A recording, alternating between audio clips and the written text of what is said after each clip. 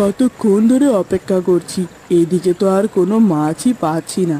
এদিক দিয়ে তুফানও বাড়ছে। দেখি পুকুরের ওই পাড়টায় গিয়ে দেখি, ওখানে নিশ্চয়ই।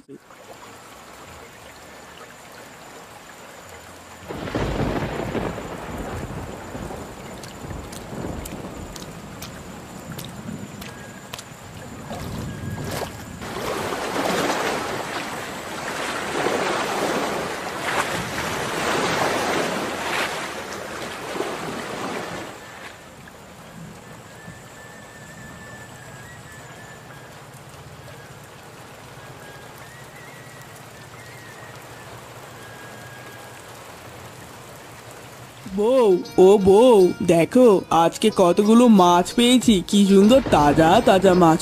কটা মাছ ভাজি করে দাও বউ, একটু খাই। সে কি, এই অবেলায় কে মাছ কাটাকুটি করতে যাবে? আলু সেদ্ধ আর গরম ভাত খেয়ে নাও, তাই হবে, বুঝেছো? এই কথা বললে কি আর হয় বউ? এত সুন্দর ঝড় তুফানের আবহাওয়া, তার উপর নিজের হাতে তাজা মাছ, তোমার হাতের দারুণ রান্না, এগুলো ছাড়া কি জমে? আহ, তোমার এত সকাল্লাদ দেখে আর বাঁচি না, দিচ্ছি করে দিচ্ছি।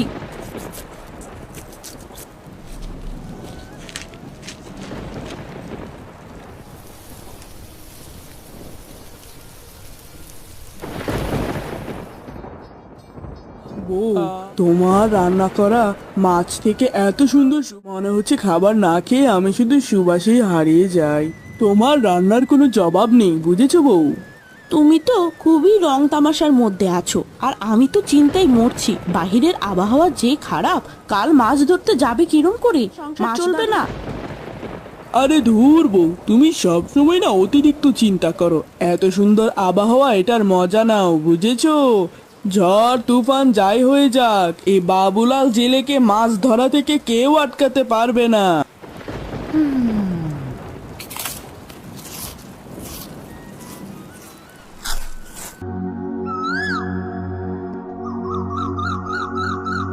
পরদিন সকাল সকাল বাবুলাল মাছ ধরার জন্য বের হয়ে যায়।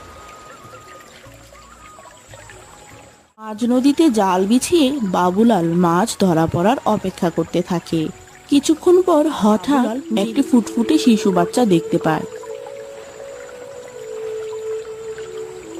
হে বিধাতা, এই আমি কি দেখতে পাচ্ছি? এই ফুটফুটে শিশুটি এই ভরাডুবি নদীতে কি করছে? জলদি শিশুটিকে তুলে নি, না হলে যে কোনো অঘটনই ঘটে যেতে পারে। এই কথা বলে বাবুলাল সেই বাচ্চাটিকে তুলে নেয় এবং রওনা করে।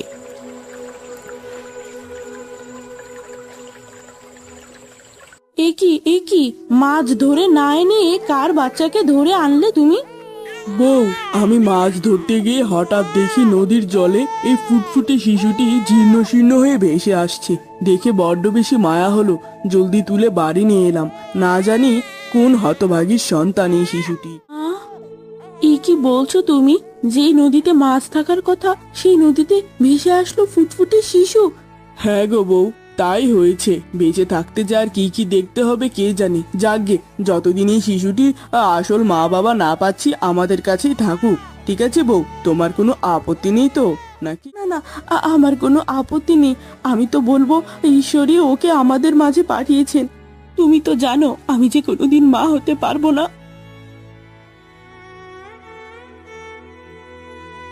মহারাজ, আমাদের রাজকুমারী যে আমাদের মাঝে আর নেই, আমি ওকে হারিয়ে ফেলেছি। রানী আম্রপালি, তুমি এইসব কি বলছো? কি করে কি হলো? আমায় তুমি সবটা খুলে বলো রানী। মহারাজ, সাধু বাবার কাছে কয়েদি কুমারীকে নিয়ে যাওয়ার পর সাধু বাবা বলেছিল আমাদের মেয়ের উপর কুনজর আছে। সেই কুনজর কাটানোর জন্য ঘাটের পাড়ের পানিতে আমাদের মেয়েকে চান করাতে হবে। সেই নদীর জলে চান করাতে গিয়ে আমার মেয়ে আমার হাত থেকে ফসকে গেছে। এই কি রানী, এইসব তুমি কি বলছো? আমাদের রাজকন্যাকে আমরা এভাবে হারিয়ে ফেললাম। কত মান্যতের পর আমাদের রাজকন্যাকে আমরা পেয়েছি। অন্যদিকে জেলে ও তার বউ রাজকন্যা মালতীকে বেশ আদর যত্নে মানুষ করতে থাকে।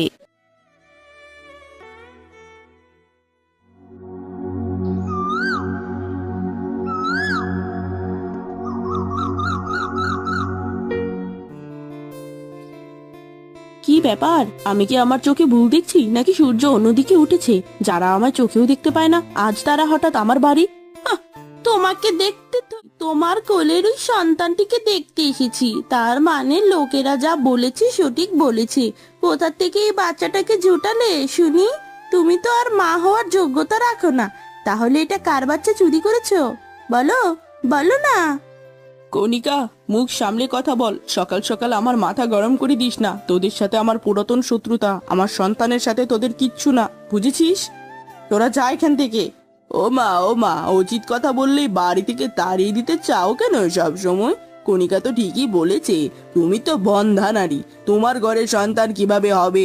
আমার ঘরে সন্তান কি করে আসলো কি করে আসলো না সেটা আমার ব্যাপার। আমার সন্তানকে তো আমি লালন পালন করছি, তোমরা এসে তো পেলে দিয়ে যাচ্ছ না। তোমাদের এত মাথা ব্যথারও কোনো প্রয়োজন নেই।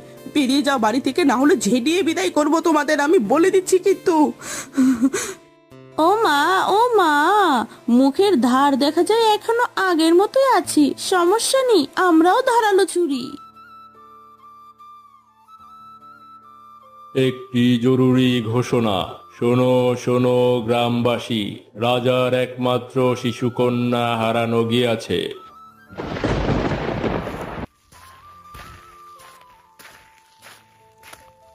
এ কি গো, তুমি ওরম করে হাঁপাচ্ছ কেন? কি হয়েছে?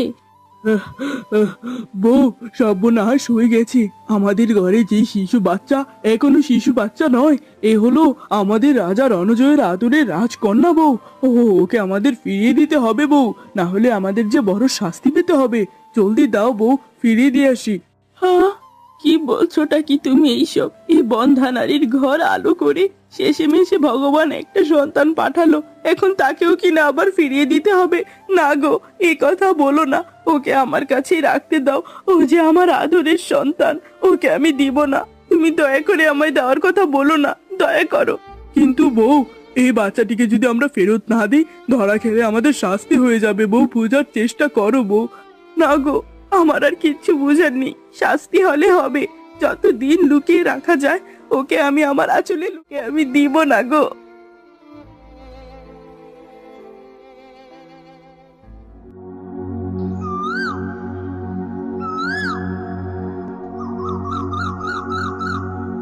দেখতে দেখতে ছোট্ট রাজকন্যার বয়স 7 বছর হয়ে যায়। সে দেখতে ছিল ভীষণ সুন্দরী এবং ঠিক তেমনি দুষ্টু প্রকৃতির। মিষ্টি মারে, এবার তো গাছ থেকে নাম। বেলা কত হয়ে গেল, তোকে চান করিয়ে খাইয়ে করে নাম এবার। না মা, না, আজকে আমি নামবো না। তুমি প্রতিদিন দুপুরে আমাকে খাবার খাইয়ে ঘুম পাড়িয়ে দাও, বান্ধবীদের সাথে খেলতে দাও না। আজকে আমি ভুলেও নামবো না, এই বলে রাখলাম। আচ্ছা ঠিক আছে, আমি তোকে কথা দিচ্ছি, আজকে খাবার খাওয়ার পর তোকে আর ঘুম পাড়াবো না, তোকে খেলতে যেতে দিব। দয়া করে এবার তো নাম রে মা। নে রে মা, জলদি জলদি খাবারগুলো খেয়ে নে। সে কখন রেঁধেছি, ঠান্ডা হয়ে গেল মনে হয়। ওহ মা, আজকেও কি এই সাদা ভাত আর ডিম সিদ্ধ? এগুলো খেতে আর ভালো লাগে না মা। মারে, তুই তো জানিস রে মা, আমরা কত গরিব। তোর বাবা কোনো মতে মাছ ধরে সংসার চালায়, আমাদের তো এর চেয়ে বেশি খাওয়ার আর কোনো সামর্থ্য নেই রে মা।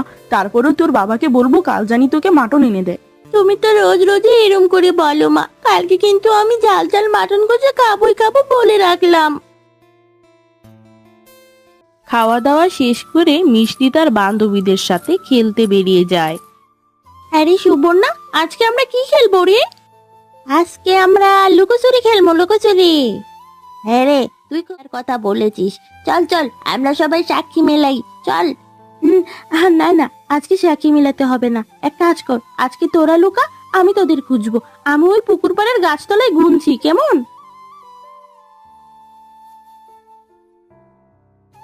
একি একি, আপনি কে গো?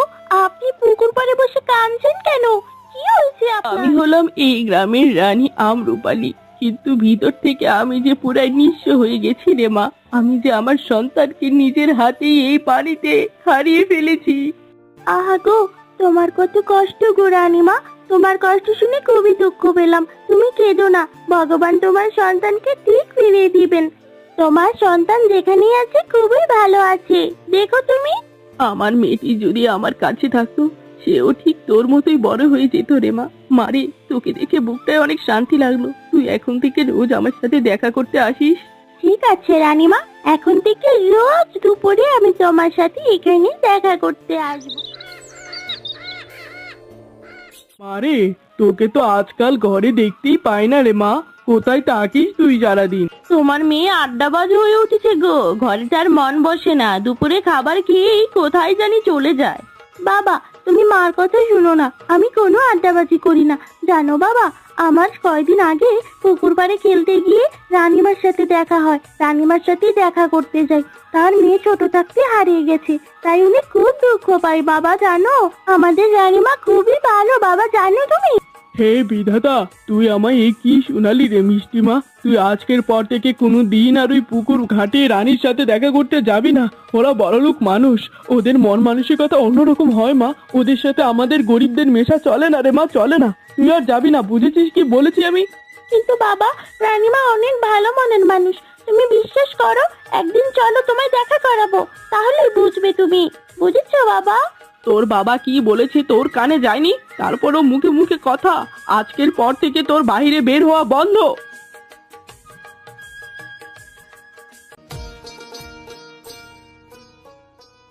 রানী আম্রপালি, আমার প্রজারা আমাকে জানাচ্ছে আপনি নাকি সেই নদীর ধারে বসে থাকেন, যেই নদীর ধারে আমাদের কন্যা হারিয়েছে। এভাবে বসে থাকলে কি আর সে ফিরে আসবে রানী? মায়ের মন বড্ড বেশি অদ্ভুত মহারাজ। মায়ের মন সন্তানের জন্য সবসময় কাঁদে। ওই নদীর ধারে বসে ওই নদীর জলে আমি যেন আমার সন্তানের চেহারাটাই দেখতে পাই মহারাজ। কিন্তু আজকাল ওখানে একজন জেলের কন্যার সাথে আমার দেখা হয়েছে, যাকে দেখলে আমার মনে বড্ড বেশি সেরকম অনুভূতি কারোর জন্য হয়নি মহারাজ। জানেন তো, মেয়েটি বড্ড মায়াবী, মনে হয় ওকে দেখলে আমি যেন আমার মালতীকেই দেখছি মহারাজ। মেয়েটি যখন আমায় ডাকে মনে হয় মালতী আমায় ডাকছে। এ কি বলছো রানী আম্রপালি? এরকম অদ্ভুত কথা তো এর আগে কোনোদিন বলনি।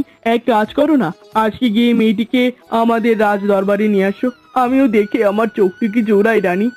হ্যাঁ মহারাজ, আপনি একদম ঠিক কথা বলছেন, আজকেই আমি ওকে নিয়ে আসবো। এ কি মেয়েটি আজকে এখনো কেন এলো না? এত দেরি তো কোনো দিনই করে না। ওর কি কোনো বিপদ হয়েছে নাকি? না না, আমার মনের ভিতরটা কেমন যেন করছে। এখনই রাজ দরবারে গিয়ে মহারাজকে সবটা জানাতে হবে।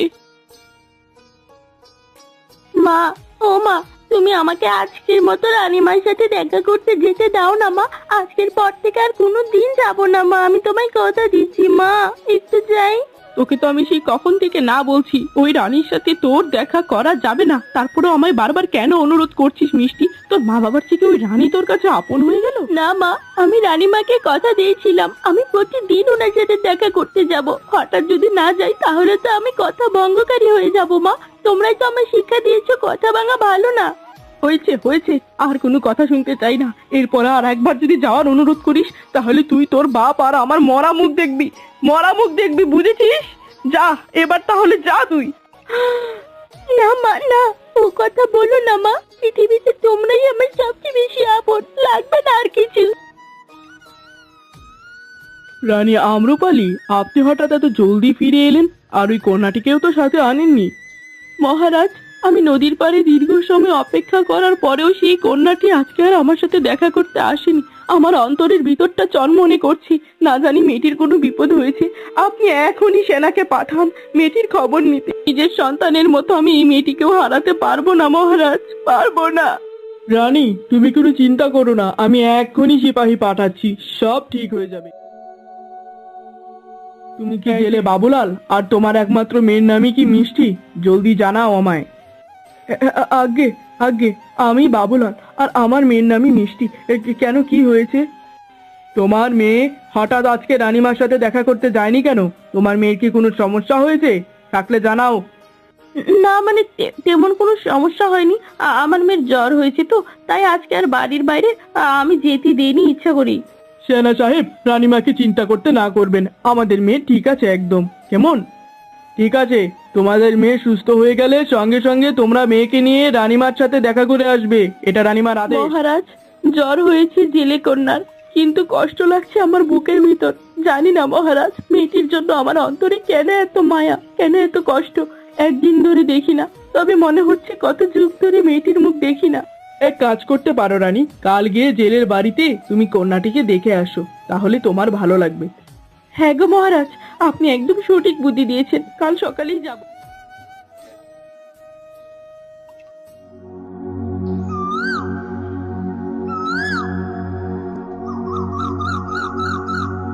রাজার লোকেরা আমাদের মেয়েকে খুঁজতে খুঁজতে আজকে আমাদের বাড়ি পর্যন্ত চলে এসেছে বউ।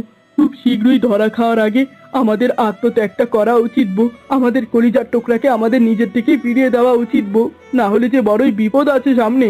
তুমি বুঝতে পারছো তো বউ আমি কি বলছি? তাছাড়াও অন্যের সন্তানকে এভাবে লুকিয়ে রাখা আমাদের উচিত হচ্ছে না। তার মা অনেক কষ্ট পাচ্ছে বউ। হ্যাঁ গো, আমি তোমার দুইটা পায়ে ধরি, তুমি মিষ্টিকে আমার থেকে দূরে নিয়ে যাওয়ার কথা বলো না। ওকে আমার জীবনে পেয়ে আমি যে আমার জীবনের সমস্ত কষ্ট ভুলে গেছি। ওকে ফেরত দিলে আমি যে আবার সেই কষ্টের সাগরে পড়ে যাব।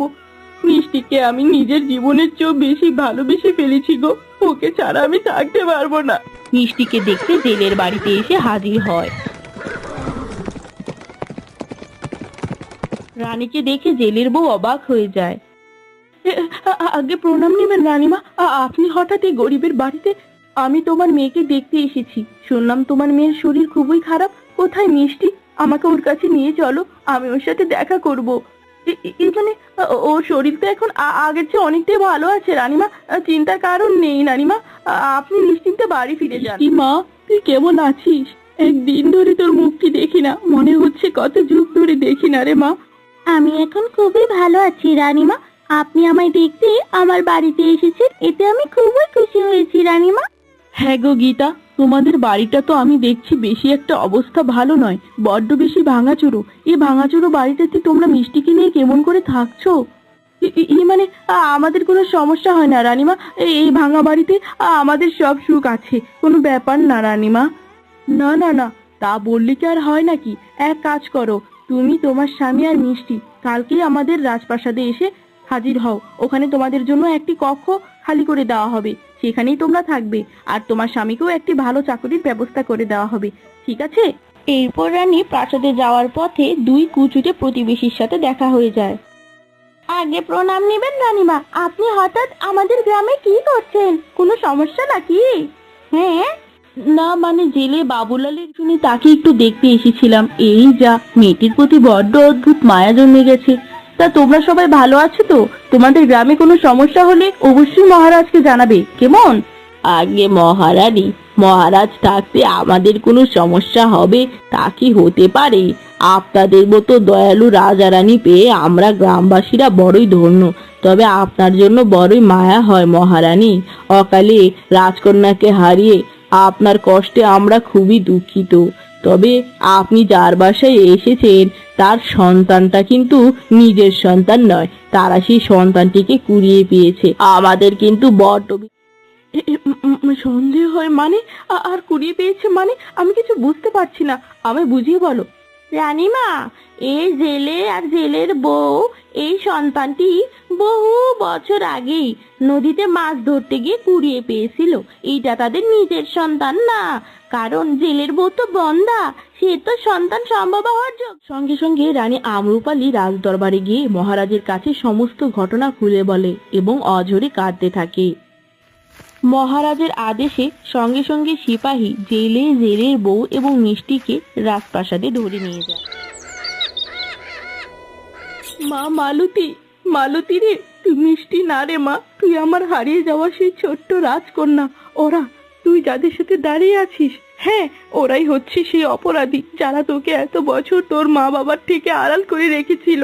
আয় রে মা, আমার কাছে আয় মা, তোকে একটু বুকে জড়িয়ে নিই। লোভী জেলে, তোদের আমি অনেক শাস্তি দিব। তোরা এত বছর আমাদের মেয়ে থেকে আমাদের দূরে রেখেছিস। মা মালতী, আমাদের কাছে আয় মা। না না, আমি তোমাদের কথা বিশ্বাস করি না। আমি আমার মা বাবাকে অনেক ভালোবাসি। আমি দেখেছি ছোটবেলা থেকে তারা আমায় কত কষ্ট করে পালন করেছে। আমি তোমাদের মেয়ে না, আমি তোমাদের কাছে আসবো না। হ্যাঁ রে মা মিষ্টি, তুই আমাদের এত ভালোবাসিস রে মা, কিন্তু আমরা যে তোর ভালোবাসার যোগ্য না। রাজা রানী সঠিক বলছেন, ওনারাই তোর আসল মা বাবা। আমরা বড়ই অপরাধী। আমি হলাম এক লোভী, আমি এক লোভী, আমায় ক্ষমা করে দিস মা। প্রহরী, সেপাহী, কে কোথায় আছো? জলদি এদের দুটোকে নিয়ে কারাগারে নিয়ে রেখেছিল। আয় রে মা, আমার কাছে আয় মা, তোকে একটু বুকে জড়িয়ে নি। লোভী জেলে, তোদের আমি অনেক শাস্তি দিব। তোরা এত বছর আমাদের মেয়ে থেকে আমাদের দূরে রেখেছিস। মা মালতী, আমাদের কাছে আয় মা। না না, আমি তোমাদের কথা বিশ্বাস করি না। আমি আমার মা বাবাকে অনেক ভালোবাসি। আমি দেখেছি ছোটবেলার থেকে তারা আমায় কত কষ্ট করে পালন করেছে। আমি তোমাদের মেয়ে না, আমি তোমাদের কাছে আসবো না। হ্যাঁ রে মা মিষ্টি, তুই আমাদের এত ভালোবাসিস রে মা, কিন্তু আমরা যে তোর ভালোবাসার যোগ্য না। রাজা রানী সঠিক বলছেন, ওনারাই তোর আসল মা বাবা। আমরা তোর কেউ নই, আমরা বড়ই অপরাধী। আমি হলাম এক লোভী, আমি এক লোভী, আমায় ক্ষমা করে দিস মা। প্রহরী, সেপাহী, কে কোথায় আছো? জলদি এদের দুটোকে নিয়ে কারাগারে নিক্ষেপ কর।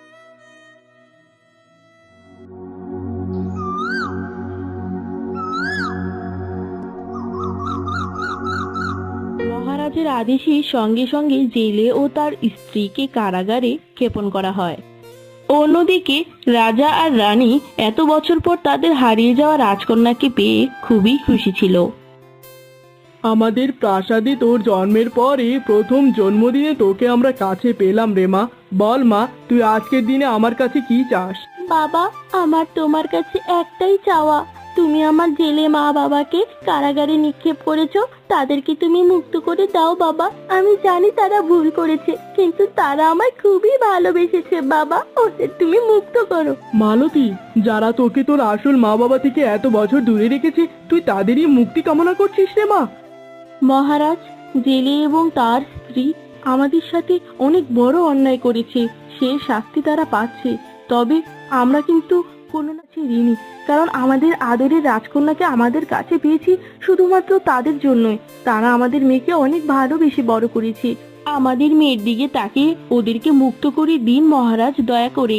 অবশেষে রাজকন্যা মালতীর অনুরোধে মহারাজ জেলে ও তার বউকে। রানীমা, আমি জানি আমার আপনার সাথে কথা বলার কোনো মুখ নেই, তারপরেও বলছি আপনি আমায় ক্ষমা করে দিবেন রানীমা। আমি যে বড়ই এক লোভী, আমি যে বড়ই সন্তানের লোভী, তাই আমি এই কাজ করেছি। আমি আপনাকে কথা দিচ্ছি রানীমা, আমি এই গ্রাম ছেড়ে বহু দূর চলে যাব। মালতীর উপরে আমার ছায়া পড়তে দিব না। গীতা, আমার কাছে তোমার ক্ষমা চাইতে হবে না। তোমরা যে ভুল করেছো সেটুকুর জন্য তোমরা যথেষ্ট শাস্তি পেয়েছো। তোমরা আমাদের মেয়েকে রক্ষা না করলে আমরা আজকে আমাদের মেয়েকে পেতাম না। আমরা তোমার দিকে ঋণী। তুমি একজন মায়ের মতো আমার মালতীকে ভালোবেসে বড় করেছো, আর মায়েদের কোনো ভুল থাকে না। তোমরা এখন থেকে এই প্রাসাদে আমাদের সাথেই থাকবে। আমরা সবাই তোমাদের ক্ষমা করে দিয়েছি।